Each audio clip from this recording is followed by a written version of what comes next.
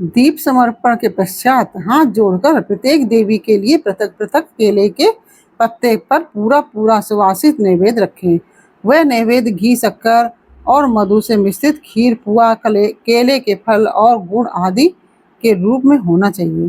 भूर्भुवः स्वः बोलकर उसका प्रोक्षण आदि संस्कार करें।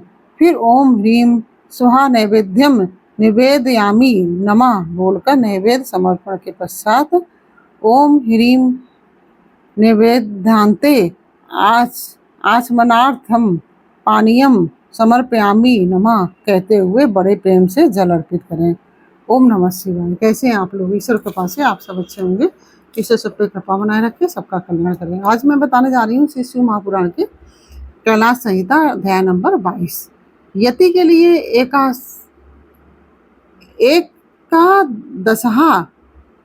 एकादशः कृत्य का वर्णन। ओम नमः शिवाय, ओम नमः शिवाय, हर हर भोले नमः शिवाय, गंगाधराय शिव गंगाधराय, हर हर भोले नमः शिवाय, नमः शिवाय, ओम नमः शिवाय, नमः शिवाय, ओम नमः शिवाय, ओम नमः शिवाय। स्कंद जी कहते हैं वामदेव, यति का एकादशः प्राप्त होने पर जो विधि बताई गई है उसका मैं तुम्हारे स्नेहवश वर्णन करता हूँ। मिट्टी की वेदी बनाकर उसका सम्मार्जन और उपलेपन करें। तत्पश्चात पुण्या वाचन पूर्वक प्रोक्षण करके पश्चिम से लेकर पूर्व की ओर 5 मंडल बनाएं और स्वयं श्राद्ध करता उत्तराभिमुख बैठकर कार्य करे। प्रदेश मात्र लंबा चौड़ा चौकोर मंडल बनाकर उसके मध्य भाग में बिंदु, उसके ऊपर त्रिकोण मंडल, उसके ऊपर षटकोण मंडल और उसके ऊपर गोल मंडल बनावें। फिर अपने अपने संघ की स्थापना करके पूजा के लिए बताई हुई पद्धति के क्रम से आचमन, प्राणायाम एवं संकल्प करके पूर्वोक्त 5 अतिवाहिक देवताओं का देवेश्वरी देवियों के रूप में पूजन करें।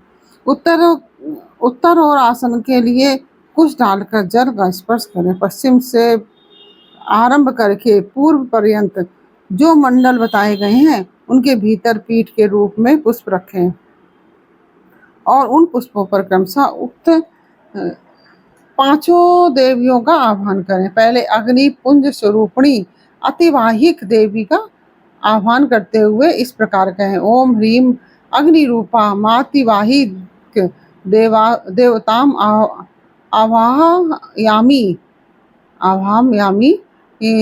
नमः। इस प्रकार सर्वत्र वाक्य योजन और भावना करें।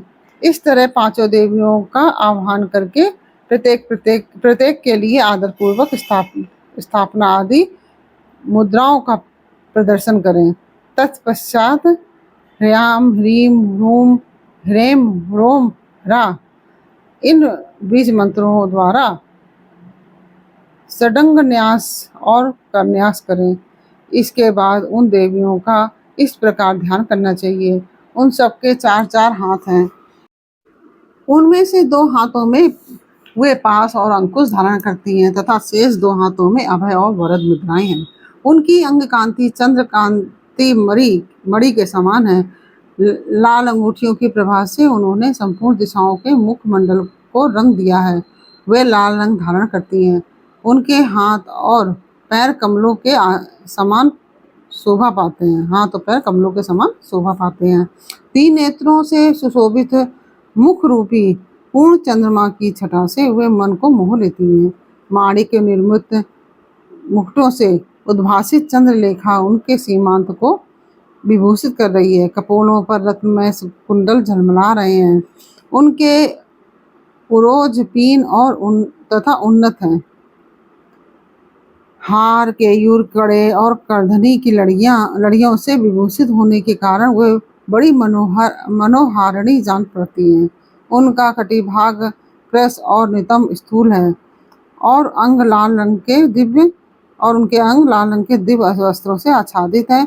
चरणार बिंदु में माणिक्य निर्मित पायजेबों की झनकार होती रहती है।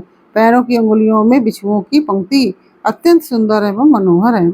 यदि अनुग्रह मुर्दे के समान मूर्तिमान हो तो उससे क्या सिद्ध हो सकता है। इसलिए वह देवियां महेश्वर की भांति साक्यात्मक मूर्ति वाले अनुग्रह से उत्पन्न है। अतः उनके अनुग्रह से सब कुछ सिद्ध हो सकता है। सब पर अनुग्रह करने वाले भगवान शिव ने ही उन 5 मूर्तियों को स्वीकार किया है।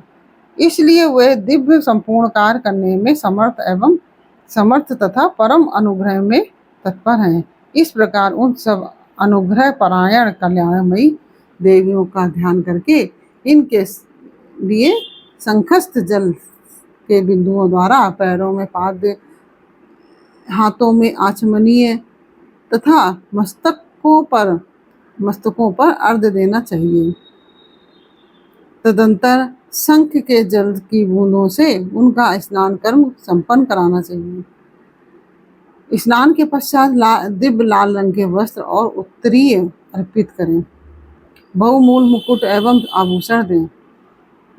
इन वस्तुओं के अभाव में मन के द्वारा भावना करके इन्हें अर्पित करना चाहिए। तत्पश्चात सुगंधित चंदन अत्यंत सुंदर अक्षत तथा उत्तम गंध से युक्त मनोहर पुष्प चढ़ाएं। अत्यंत सुगंधित धूप और घी की बत्ती से युक्त दीपक निवेदन करें। इन सब वस्तुओं को अर्पण करते समय प्रारंभ में ओम ह्रीम का प्रयोग करके फिर समर्पयामि नमः बोलना चाहिए तथा ओम ह्रीम अंगन्यादि रूपाभ्य पंचदेवीभ्य दीपम समर्पयामि नमः। इस तरह अन्य उपचारों को अर्पित करते समय वाक्य योजन कर लेनी चाहिए। दीप समर्पण के पश्चात हाथ जोड़कर प्रत्येक देवी के लिए पृथक केले के पत्ते पर पूरा सुवासित नैवेद्य रखें। वह नैवेद्य घी, शक्कर और मधु से मिश्रित खीर, पुआ, केले के फल और गुड़ आदि के रूप में होना चाहिए। ओम भुवः स्वः बोलकर उसका प्रोक्षण आदि संस्कार करें। फिर ओम ह्रीम स्वाहा निवेदयामि नमः बोलकर नैवेद्य समर्पण के पश्चात ओम ह्रीम नैवेद्यांते आचमनार्थम पानीयम समर्पयामि नमः कहते हुए बड़े प्रेम से जल अर्पित करें। मुनि श्रेष्ठ तत्पश्चात प्रसन्नता पूर्वक नैवेद्य को पूर्व दिशा में हटा दें और उस स्थान को शुद्ध करके कुल्ला आचमन तथा अर्घ्य के लिए जल दें।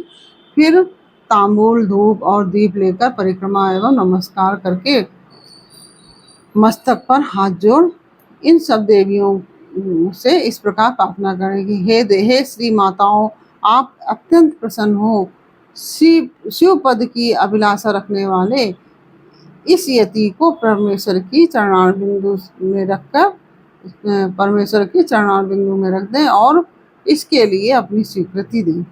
इस प्रकार प्रार्थना करके उन सबका वे जैसे आई थी उसी तरह विदा देकर विसर्जन कर दें और उनका प्रसाद लेकर कुमारी कन्याओं को बांट दें या गौओं को खिला दें अथवा जल में डाल दें। इनके सिवा और कहीं किसी प्रकार भी न डालें। यही पार्वण करें। यति के लिए कहीं भी एकोदिष्ट श्राद्ध का विधान नहीं है। यहाँ पार्वण श्राद्ध के लिए जो नियम है उसे मैं बता रहा हूँ। मुनिश्रेष्ठ, तुम उसे सुनो, इससे कल्याण की प्राप्ति होगी। श्राद्ध करता पुरुष स्नान करके प्राणायाम करे, यज्ञोपवीत पहन सावधान हो, हाथ में पवित्री धारण करके देश काल का कीर्तन करने के पश्चात मैं इस पुण्य तिथि को पार्वण श्राद्ध करूँगा। इस तरह संकल्प करें। संकल्प के बाद उत्तर दिशा में आसन के लिए उत्तम कुश बिछाए, फिर जल का स्पर्श करें उन आसनों पर दृढ़तापूर्वक उत्तम व्रत का पालन करने वाले 4 शिव भक्त ब्राह्मणों को बुलाकर भक्ति भाव से बिठाए हुए ब्राह्मण उपटन लगाकर स्नान किए होने चाहिए। उनमें से एक ब्राह्मण से कहे, आप विश्व देव के लिए यहाँ श्राद्ध ग्रहण करने की कृपा करें। इसी तरह दूसरे से आत्मा के लिए, तीसरे से अंतरात्मा के लिए और चौथे से परमात्मा के लिए श्राद्ध ग्रहण करने की प्रार्थना करके श्राद्ध करता यति श्रद्धा और आदर पूर्वक उन सबका यथोचित रूप से वरण करे। फिर उन सबके पैर धोकर उन्हें पूर्वाभिमुख बिठाए और गंध आदि से अलंकृत करके शिव के सम्मुख भोजन कराए। तदंतर वहां गोबर से भूमि को लीपकर पूर्वाग्र कुश बिछाए और प्राणायाम पूर्वक पिंडदान के लिए संकल्प करके 3 मंडलों की पूजा करे। इसके बाद पहले पिंड को हाथ में ले आत्मने इमम पिंडम ददामी ऐसा कहकर उस पिंड को प्रथम मंडल में दे दे।